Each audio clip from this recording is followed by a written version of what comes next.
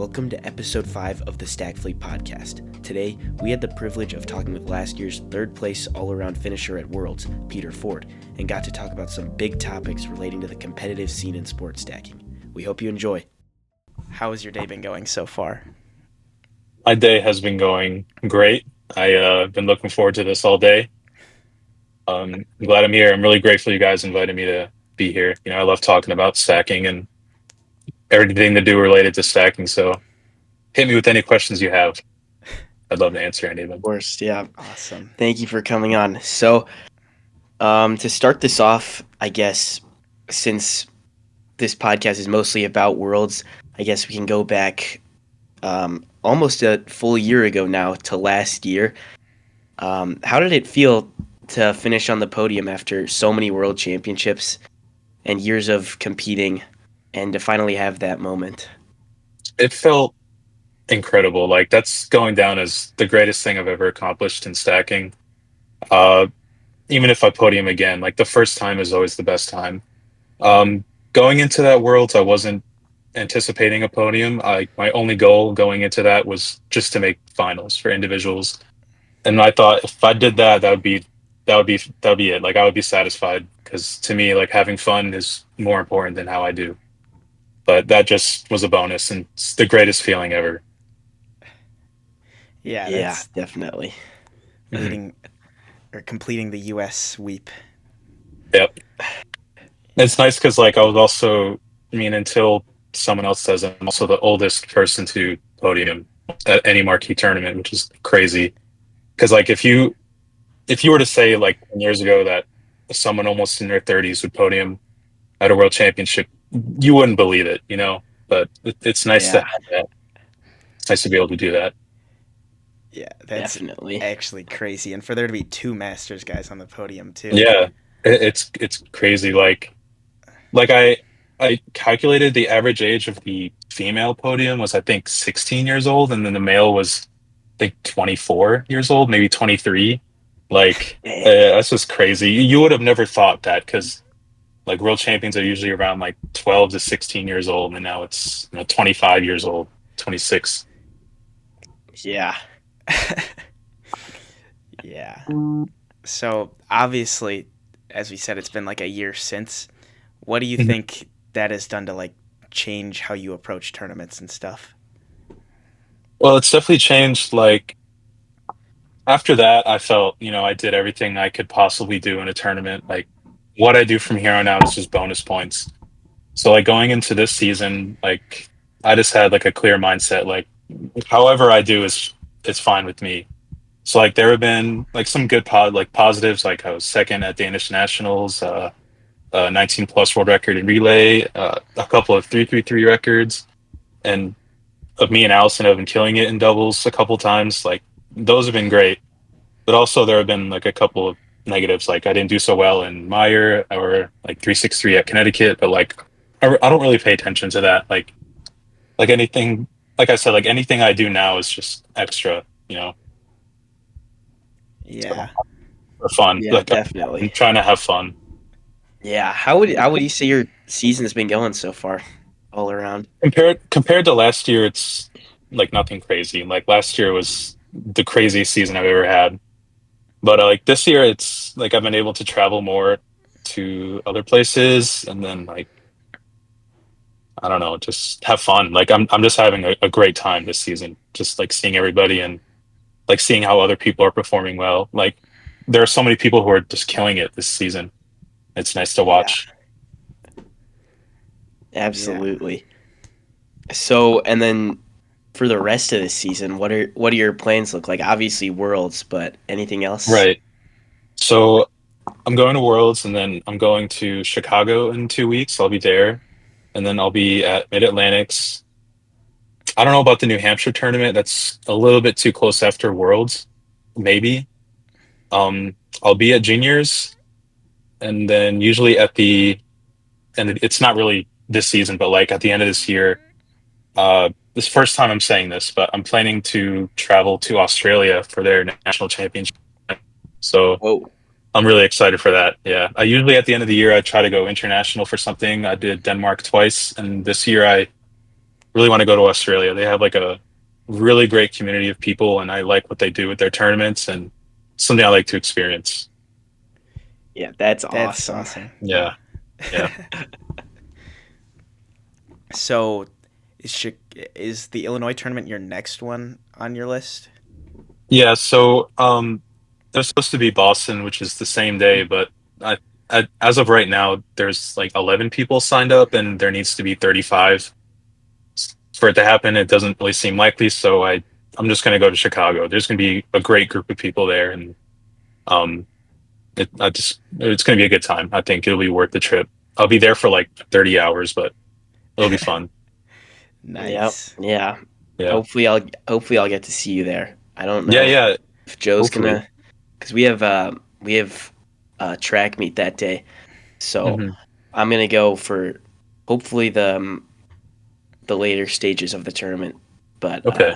Joe, you're not, right?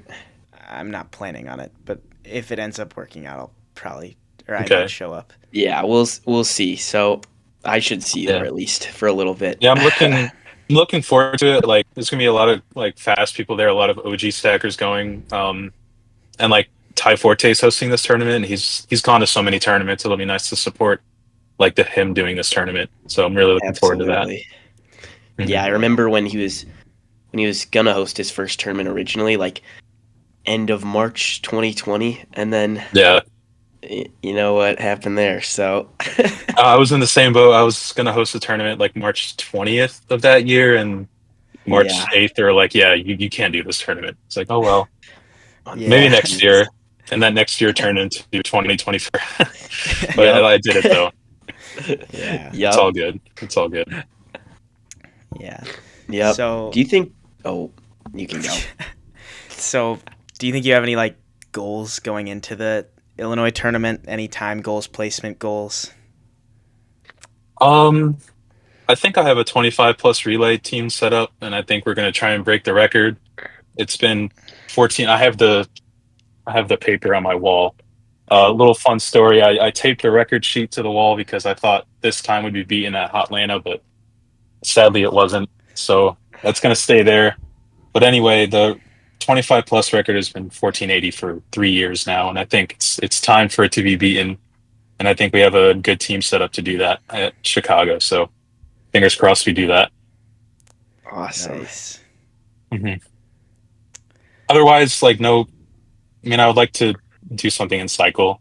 My cycle has been pretty weak this season. Like to at least get like a 5.4, maybe beat 538 that I got like 6 years ago. But I mean, I'm not really worried about it.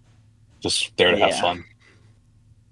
Yeah. Recently, cyclists started to get pretty insane at these tournaments. Like the SOC cutoffs at just these like regional tournaments is unreal.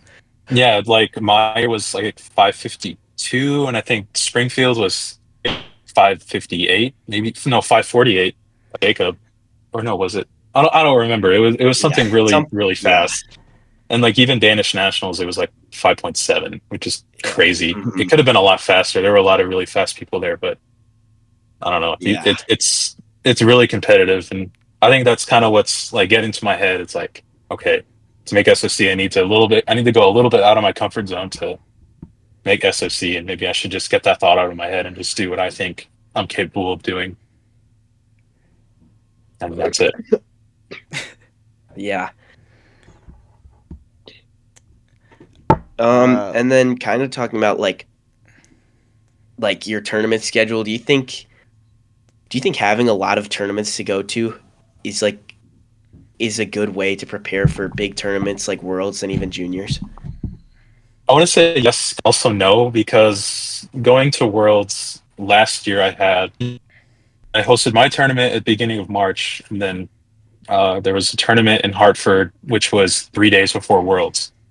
So like I had a lot of tournaments going into Worlds. Like it prepared me, but like once Worlds was done, I was exhausted. Like I didn't want to stack for a while. Like and it took a lot of energy out of me just between going to those tournaments and also preparing for those tournaments.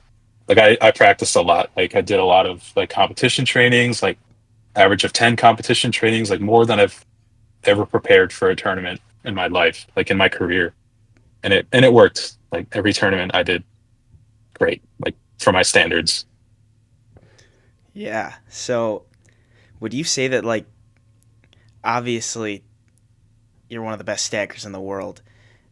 Back to when you started stacking, how much do you think like your training compares to then? Like, are you stacking more now, less now? I mean, I will never be able to train as much as I did when I started. I was putting in hours like 2 or 3 hours a day. Like when I got home from school or like late at night, my parents would be like, "You need to stop. We're going to bed. You need to stop stacking." Like that's how much I stopped. Like how much I stacked when I was a kid. But then like once I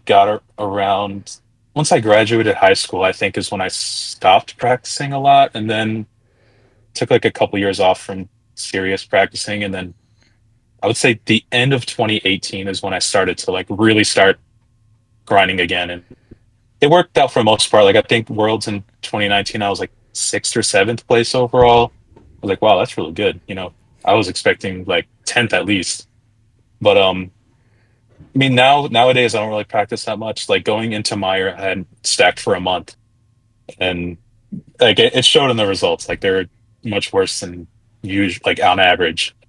But I'm gonna try and practice a little bit more now that there's like a little trifecta coming up of Chicago, Mid Atlantics, and Worlds. Like it's gonna motivate me to practice a little bit more. Yeah. And then also, I guess, talking about being one of the top stackers in the world, um, looking at TGS this year, changing the entire layout of that. What are your thoughts on that as like being Oh, a member of such a deep country like the United States? it's when I first read the TGS, I was very sad. I was very angry. Like I didn't know what to say. Like I understand what they're doing. They want to be more inclusive with stackers that aren't necessarily the best in the world, like my speed. They want to like include all ranges of speed, and that's great and everything. But I mean, they're kind of phasing out the stackers that have been doing it for a long time and not really honoring their history or like what they've accomplished. Like me, I was TGS every single year since they started. And that was like the one thing I thought, okay, this is what I'm going to work for this season without like mentally or physically frustrating myself. Um, but now that's gone, it's like, what do I really have to work for now? I think TGS in the US is just, it's so crazy. Like, I think fifth place is 9.0 now, and we're just about halfway through the season. That's nuts. That is crazy. Like, I think I can do it, but I mean, is it really worth it in the end? I say no, compared to just being top 50. You know, it's a huge change, and I'm not really at this point in my stacking career. I'm not willing to go for that. That's kind of why I go into this season. Just want to have fun, and whatever happens, Yeah. happens. Yeah, it seems like they're definitely putting more emphasis on the global than the top for Yeah, sure. yeah, yeah. You are on the money with that for sure. And again, I understand why, but like Yeah. as someone who's been part of it for so long and who's been a top global stacker for every year, it's hurts. But I round of applause for those who make it, and who knows, maybe next season will be a little bit easier. You Yeah. never know. That's definitely a good way to think about it. Yeah, I mean, also looking at that, like recent changes, we were just looking at the juniors page today, and they have a new change for the awards for age divisions. It looks like with top five. Yeah, Yeah, what are yeah, your I thoughts saw on that? that. Well, I mean, there are a couple of reasons why they probably did it. One is maybe cost of the awards, but I think the biggest thing is time because um, William Morrell's dad, shout outs to him. One year he timed how long awards took for one group, and it was like 2.5 hours, which is so much time just to give out awards. So I think maybe that's the reason why they're going with that route. But I mean, when you look at the registration price, it's gone up $15, and they're essentially giving out less. So I mean, I just hope we get everyone that goes gets a commemorative item that's like not a ribbon or a piece of paper, like something that shows like, hey, I was here. This is cool. Something I can show off to my friends or something. to kind of justify that price bump, because that is $85 for juniors is crazy. So Yeah. Yeah. and there could be age divisions like collegiate or 17, 18 where you could get a 5 in cycle finals and you don't get anything, things like that. Yeah. Like people want to be able to leave with some sort of item, commemorative item that says like, "Hey, I was here, I did this." And now that those chances are significantly lower for some people, which is unfortunate. But I Yeah. understand. For sure. Do you like the bundle? If you I saw, think the bundle's really cool. I was hoping for like newer colors, like I was hoping for like a metallic silver as the Pro Series yeah, 2 set, or like a new color, but I think it's really good. It's probably the best bundle they had since last time it was in Houston, in my opinion. Like it's nothing too flashy or too distracting. It's just like here's the mat, pretty simple, Texas with the logo, and then the cup is just the logo. And I really like the blue set. It's like Han Blues with the stealth logo. I think it's really nice. yeah. They look awesome. Is that the Mhm. first time they've done clear cups for juniors? I want to say. I Yes, can't remember that a time is. that they. They've always done solid colors with like a PS2X and then just one with the juniors logo on it. Yeah, that's So awesome. first time with a clear cup. So that's cool. Yeah. And then obviously you're a big supporter of the Cyan Cups for Worlds. What do you think? Give us just Cyan. your thoughts when you saw that. You mean The teal? Oh, teal, sorry. I think this world's bundle is like so good. Like the team that is behind hosting this world championship, they are four stackers. Like they take input and they go with it. Like the white cups are like it's cool. Like it has the world's logo and it has everything Switzerland related to it. And then the teal cup is like a lot of not just Swiss stackers, but like teals back in the day were just a favorite of everybody. Like you'll see, like I think William Pauly used teals on one of his world records back in the day. I'm not too sure, but you would always see somebody using teal, and to see them bring that color back is great. No hard feelings towards last year's bundle, but it was just kind of it wasn't it. Like orange cups for the thousandth time, and the Yeah. mat was just kind of basic compared to the first time it was in Orlando. So this one is a big upgrade. I'm looking forward to owning it myself. Yeah. Yeah. And staying on the topic of cups, what would you say, like, because you have all sorts of sets, what would you Yeah, say is, like, the best set right now in your collection? Like, if you that's a had to tough pick just one. one. Well, my go-tos right now are metallic orange and metallic lime. They just feel really good. I'm thinking about maybe going back to using mints. Those are just an all-around good cup. The only thing that I don't like is the logo being at the bottom. Um, but I feel like the conditions of the venue kind of determines what set I'm going to use. So like Nat Green last year, it was very humid in the venue, so I stayed away from metallic cups because they were just sliding everywhere. Uh, use mints because those are just they're I don't know how to describe. They're like a dry cup. They're not like the transparent cups where they just have that slimy feel, and they're not like metallics that have the slippery feel. Just like an Yeah. all around like easy cup to use. Like I'm sure everyone has like that type of set that just feels really easy to do something with, and that is mints Yeah. for me. Yeah, for me, I've pretty much only stacked with like the clear orange ones for like the last Yeah, few those are months. good. Those are good. Like the whether it's the Malaysian version or the US version they released a couple years ago, they're both like really good. Just they require a little bit more breaking in time Yeah. versus like some other cups. So, but I think also the green Malaysian Open, the clear greens, those are really good too. I brought those to Meyer. They just didn't feel right that day, but I'm thinking about using them in Chicago. But it just all depends how I feel that day. I can use almost anything and do something with them. Yeah. Yeah. Those are definitely like one of the most popular sets right now. Yeah, and like it's the time of the year where like stackers from Asia are like selling a lot of stuff. and nobody has those clear greens anymore. They're just impossible to get at this point. So um, I'm glad I'm able to get a couple this year from a stacker in Malaysia, but she doesn't have any more, and I don't think anybody has them anymore.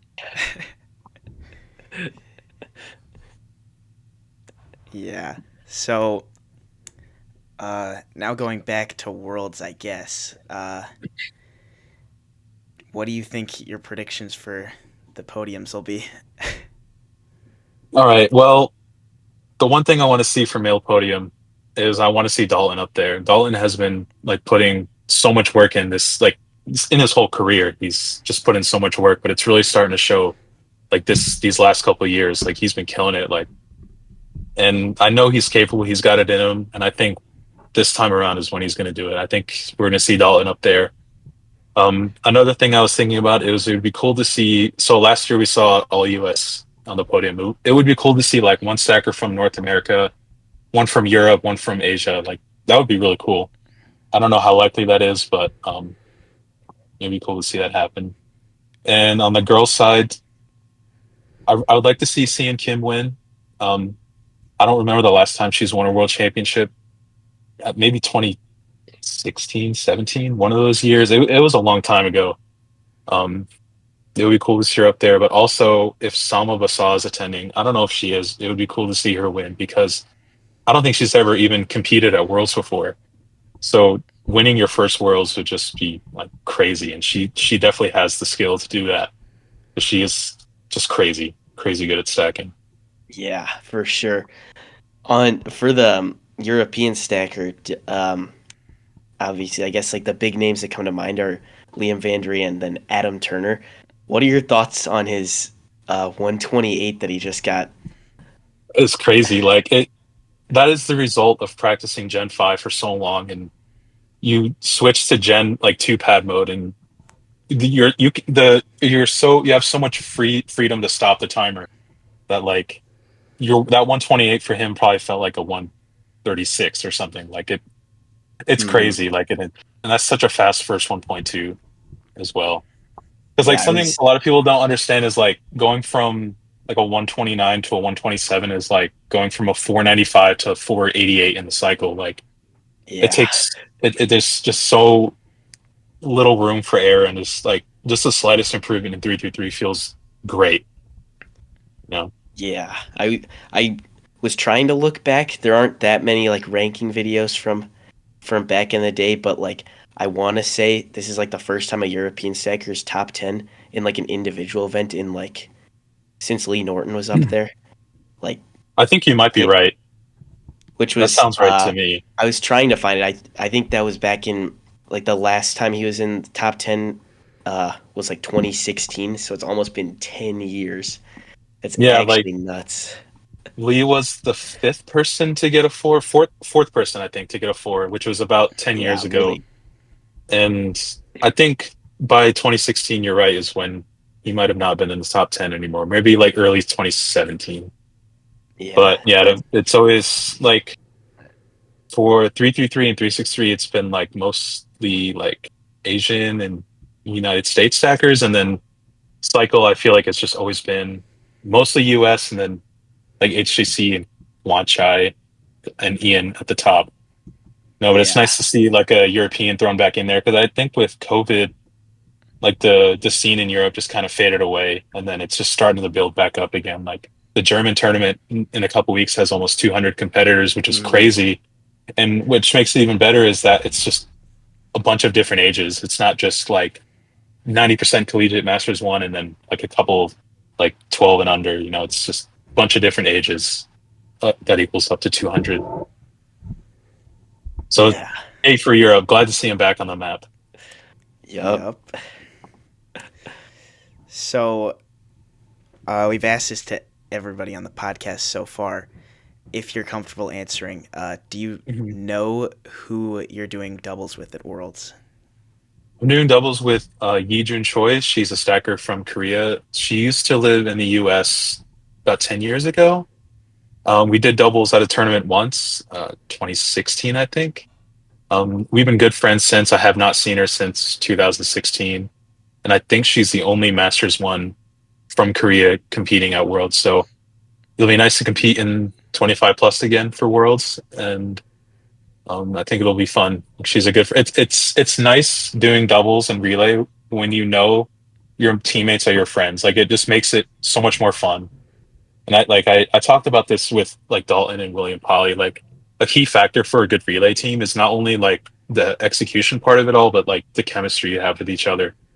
Because it Yeah. just like when I was on a relay team with the Germans a couple years ago in Denmark, like I was excited, but like I was also nervous because like these are the Germans. They've been like known for being great at relay. I was like, oh man, I don't want to slow these guys down.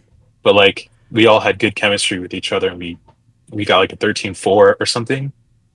So like having that chemistry with your teammates is like the most important thing, in my opinion, to have good results. So I'm excited for that. Yep. Awesome. Do you have any like individual aspirations? Obviously, getting on the podium last year, and then that's kind of like the ultimate goal for someone in stacking. Do you have any goals this year? I'd like to be world champion for my age division. This is the last year until Masters One is like really difficult. So next year we get Dalton, we get William Polly in Masters One. So this is the last year where Masters One would be considered an easy division. So being world champion in that group is the only thing I could ask for. So that's it. And I think if I do what I did last year, it might be good enough for podium again. Totally. Maybe, Yeah. but I'm not gonna guarantee that. You never know what could happen. Yeah, you never know. Do you think Worlds this year's going to end up being a lot faster? Do you think the stakes are going to be any higher, causing pressure, or do you think it's just going to be like the sport is elevated, just getting faster constantly? I'm not sure because outside of Worlds, we do see the sport getting faster because there's not as much pressure at these tournaments compared to a World Championship. But there is a lot of pressure at World Championship.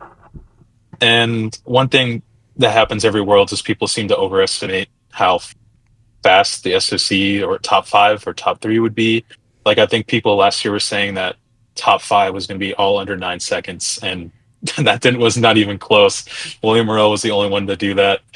So I think for me, I think SOC for male would be like a mid to high 1.5, a mid to high 1.9, and then like a 5.5 in the cycle. I think that's what's going to be the cutoff.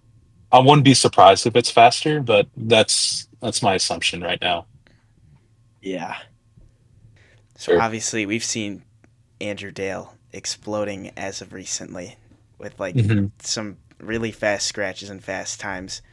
Do you think if he were to like be attending Worlds this year, obviously he's stated he's not planning on it, do you think that like he would have the highest chances of winning, or do you think it would be someone else like Ian? Well, first of all, I want to say I understand why he's not going, but like I just wish he could get some sort of like sponsorship to attend. Like, each country wants to bring their best stacker, and Andrew is arguably the best stacker in the world right now, not even just US. It'd be great to like have him be there and, demonstrate his skills to the world. But to answer your question, I think he definitely would have what it takes to win the world championship. He has been locked in this season, and he just shows no signs of like weakness or like being nervous or anything. Like Atlanta was crazy, like 5.0 the slowdown, 480 scratch with a fumble. Like if anyone deserves like more opportunities to compete, it's definitely like Andrew, because I think he's capable of breaking all 3 world records right now. So, but I think he was talking about juniors this year, maybe. I'm not saying he is going, but if he were to go, I think he would win that again by a mile. Yeah. But Worlds, you would also have, his biggest competition would be Ian, and even Ian has his bad tournaments. So, I guess we'll never know, unfortunately. Yep. All right, so I think that is pretty much it. So I guess we'll just ask the common wrap-up question. that we've given everyone. What is your number one advice for stackers who are attending Worlds this year? My number one advice is to just have a good time. Everyone who's at the World Championship works so hard to get there.